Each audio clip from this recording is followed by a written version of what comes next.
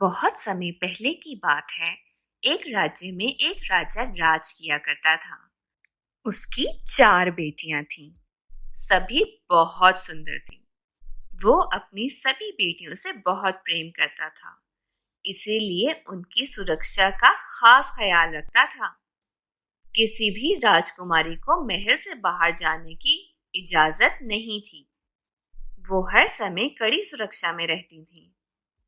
कुछ सिपाही हर समय उनके आसपास रहते ताकि उन पर किसी तरह का खतरा ना आ सके। सारी राजकुमारियां एक ही कमरे में रहा करती थीं। रात में उनके सो जाते ही कमरा बाहर से बंद कर दिया जाता था ताकि वो कमरे से बाहर ना निकल सके। ना ही उनके कमरे में जाने की किसी को इजाजत थी। कमरे के दरवाजे के बाहर कुछ सिपाही तैनात रहते थे। लेकिन इतनी सुरक्षा के बाद भी जब राजा सुबह राजकुमारियों से मिलता तो उनके जूते फटे हुए होते थे। राजा हैरान हो जाता था। पूछने पर राजकुमारियां कहती थीं कि उन्हें भी नहीं पता कि उनके जूते कैसे फट गए। हर दिन राजकुमारियों के लिए नए जूते लेने पड़ते।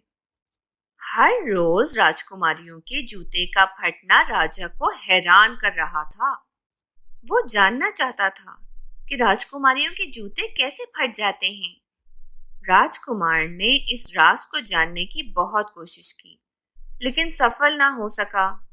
अंत में उसने एक ऐलान करवाया कि जो आदमी 3 दिनों में राजकुमारियों के जूते फटने का कारण पता लगाएगा, उसकी शादी उसकी मनपसंद राजकुमारी से करवा दी जाएगी। और अगर इस राज का पता लगाने में वो नाकाम रहा तो उसका सर धड़ से अलग कर दिया जाएगा। ये ऐलान पड़ोसी राजाओं तक भी पहुंचा और वो राजकुमारियों के राज का पता लगाने के लिए राजा के पास आने लगे। राजा उन्हें राजकुमारियों के साथ वाले कमरे में ठहराता है ताकि उन्हें निगरानी करने में कोई मसला ना हो। लेकिन रात होते ही राजकुमार गहरी नींद में सो जाते और सुबह होने पर देखते कि राजकुमारियों के जूते फटे हुए हैं। कई राजकुमारों का सजा के तौर पर सर कलम कर दिया जाता है। इसी वजह से राजकुमार शहजादियों का राज पता करने से डरने लगे। राजा निराश हो गया। उसे लगा कि अब ये राज हमेशा राज ही रहेगा। उसी राज्य के एक गांव में एक गरीब लड़का भी रहा करता था। एक दिन जब उसने राजा का ऐलान सुना तो वो राजकुमारियों से शादी करने के सपने देखने लगा। उसने सोचा कि गरीबी में जीवन बिताने से अच्छा है कि इस राज को पता लगाने में किस्मत आजमाई जाए। सफल रहा तो राजकुमारी से शादी के साथ साथ राज्य की सल्तनत भी मिल जाएगी, और अगर नाकाम हो गया तो गरीबी के जीवन से तो मरना ही बेहतर है। अगले दिन उसने एक पोटली में कुछ रोटियां बांध ली और पैदल ही राजमहल की ओर चल दिया। बिना रुके वो चलता ही जा रहा था। शाम तक उसे किसी भी हालत में राजमहल पहुंचना था। चलते चलते दोपहर हो गई और उसे भूख लग गई। वो थक भी चुका था, इसीलिए एक पेड़ के नीचे भोजन करने और सुस्ताने के लिए बैठ गया। लेकिन जैसे ही उसने खाने की पोटली खोली, एक बूढ़ी औरत वहां आ गई और उससे उसका खाना मांगने लगी। लड़का भूख से बेहाल था, लेकिन फिर भी उसने अपनी सारी रोटियां उस बूढ़ी औरत को दे दी। रोटियां खाकर वो औरत बहुत खुश हुई और उसने लड़के को बहुत सारा आशीर्वाद दिया। पूछने पर उसने बताया कि वो राज्य के 4 राजकुमारियों के जूते फटने का राज पता लगाने जा रहा है। तब बूढ़ी औरत ने उसे एक टोपी दी और बोला, बेटा, ये कोई साधारण टोपी नहीं है, ये एक जादुई टोपी है। इसे तुम जब भी पहनोगे गायब हो जाओगे। हो सकता है ये तुम्हारे काम आ जाए। और हाँ, मेरी एक बात याद रखना, कोई भी राजकुमारी तुम्हें कुछ भी खाने पीने को दे तो उसे मत खाना। टोपी लेकर लड़का बूढ़ी औरत को अलविदा कहकर महल की ओर चल पड़ा और शाम होने तक वो महल पहुंच गया। महल के दरबान उसे राजा के पास ले गए। उसने राजा को अपने महल आने का कारण बताया तो राजा ने राजकुमारियों के साथ वाला कमरा उसको दे दिया। रात को लड़का अपने कमरे में बैठा था कि सबसे बड़ी वाली राजकुमारी शरबत लेकर उसके पास आई और उसे शरबत देते हुए बोली, मैं ये शरबत देकर आपको महल में स्वागत करती हूँ। आपको इस शरबत को मेरे सामने पीना होगा। इतनी सुंदर राजकुमारी को देखकर लड़का कुछ कह ही नहीं पाया और बूढ़ी औरत की बातों को भूल गया। शरबत का ग्लास हाथ में लेकर खटाखट पी गया। राजकुमारी मुस्कुराते हुए चली गई। राजकुमारी के जाते ही शरबत ने अपना असर दिखाया और लड़का नींद की आगोश में समाने लगा। राजकुमारी ने शरबत में नींद की दवा मिलाई हुई थी।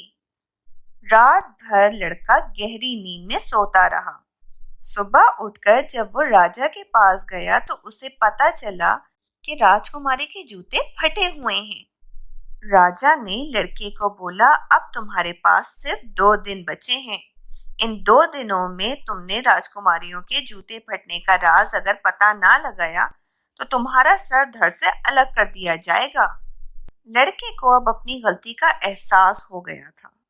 उसने तय किया कि आज की वो पूरी रात जागेगा और बूढ़ी औरत की दी हुई जादुई टोपी पहनकर राजकुमारी के कमरे में जाकर निगरानी करेगा। रात हुई तो सबसे छोटी राजकुमारी शरबत लेकर लड़के के पास गई। सारी राजकुमारियों में वो सबसे ज्यादा सुंदर थी। उसने जब शरबत का ग्लास आगे बढ़ाया तो लड़का फिर बूढ़ी औरत की बातों को भूल गया। उस रात भी वो शरबत पी गया और गहरी नींद सो गया। सुबह उठने पर फिर से उसे अपनी गलती का एहसास हुआ। राजा ने उसको बुलाकर अंतिम चेतावनी दी कि इस रात अगर वो इस राज का पता लगाने में नाकाम रहा तो अगली सुबह उसका सर धड़ से अलग कर दिया जाएगा। अब उस लड़के के पास आखिरी मौका था राजकुमारियों का राज पता लगाने का। उसे उस रात हर हालत में जागना था और राजकुमारियों के फटे हुए जूतों का राज पता लगाना था। रात होते ही फिर से छोटी राजकुमारी शरबत लेकर उसके पास आई, लेकिन इस बार वो सावधान था। उसने शरबत का ग्लास ले तो लिया लेकिन पिया नहीं। राजकुमारी के जाने के बाद उसने शरबत खिड़की से बाहर फेंक दिया। शरबत ना पीने के कारण इस बार उसे नींद नहीं आई। देर रात वो बूढ़ी औरत की दी हुई टोपी पहनकर राजकुमारियों के कमरे में चला गया। जादुई टोपी के कारण वो गायब था। कोई उसे देख नहीं पा रहा था, लेकिन वो सब कुछ देख पा रहा था। उसने देखा कि सभी राजकुमारियां सुंदर कपड़े और नए जूते पहनकर सज धज कर तैयार हैं। लड़का ये देखकर हैरान था। उसे समझ नहीं आ रहा था कि रात के इस पहर राजकुमारियां इतना तैयार क्यों हैं। तभी सबसे बड़ी राजकुमारी सबसे छोटी राजकुमारी से बोली, जाओ जाकर पता तो करो कि वो लड़का सोया है कि नहीं। छोटी राजकुमारी लड़के के कमरे की दीवार से कान लगाकर उसके खर्राटे सुनने की कोशिश कर रही होती है। लड़का समझ जाता है कि अब उसे खर्राटों की आवाज निकालनी होगी ताकि राजकुमारी समझे कि वो सो चुका है। लड़का दीवार के पास जाकर खर्राटों की आवाज निकालने लगा, जिससे छोटी राजकुमारी को लगा कि वो सो चुका है। उसने बाकी राजकुमारियों को भी ये खबर दे दी। फिर सबसे बड़ी राजकुमारी ने 4 बिस्तरों में से एक बिस्तर खिसकाया और 3 बार ताली बजाई। ताली बजाते ही वहां की जमीन एक ओर खिसक गई।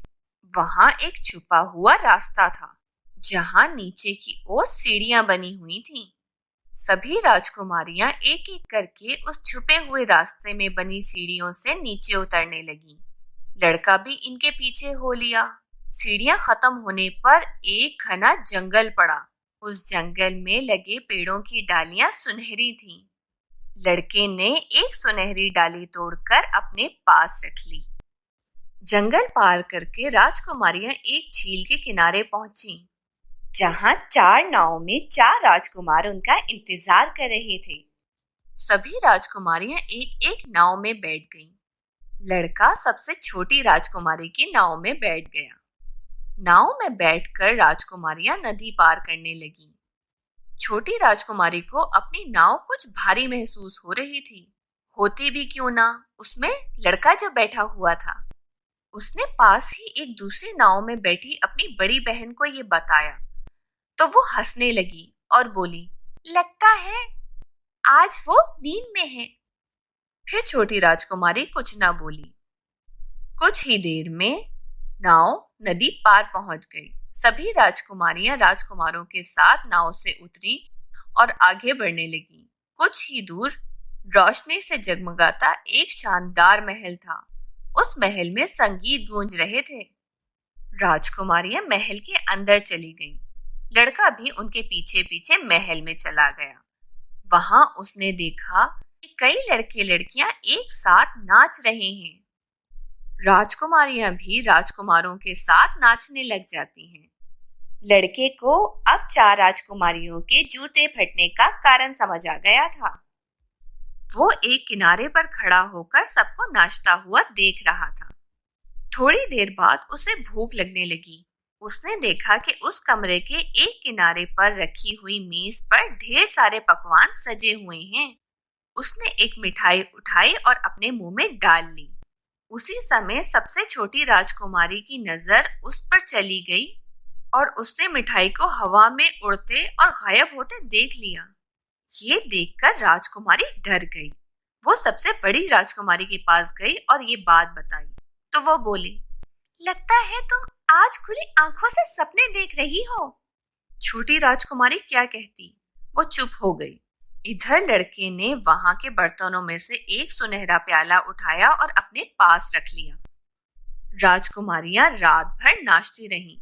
फिर सुबह होने पर महल से निकलकर नाव में बैठकर नदी पार के जंगल से होते हुए सीधा सीढ़ियां चढ़कर छुपे हुए रास्ते से वापस आकर अपने कमरे में पहुंच जाती हैं। लड़का भी उनके पीछे पीछे वापस आ गया। कुछ देर में ही राजा का बुलावा आ गया। जब वो दरबार पहुंचा तो राजकुमारियां भी वहां पर मौजूद थीं और उनके जूते फटे हुए थे। राजा ने लड़के से पूछा, क्या तुम राजकुमारी के जूते फटे होने का राज पता लगा कर आए हो? अगर नहीं तो अपनी आखिरी सांसें ले लो। लड़का बोला, महाराज, मैंने इस राज के बारे में पता लगा लिया है। और उसने रात की पूरी घटना राजा को बता दी। सबूत के तौर पर उसने जंगल के पेड़ से तोड़ी सुनहरी डाली और महल से उठाया सुनहरा प्याला राजा की खिदमत में पेश किया। राजा ने जब राजकुमारियों से इस बारे में पूछा तो उन्होंने भी इस बात को स्वीकार कर लिया। राजकुमारियों के जूते फटने का राज उजागर हो चुका था।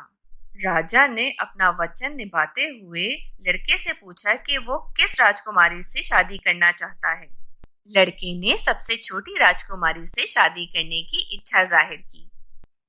राजा ने लड़के की शादी अपनी सबसे छोटी और लाडली बेटी से करवा दी और लड़के को अपनी सल्तनत का हिस्सेदार भी बना दिया।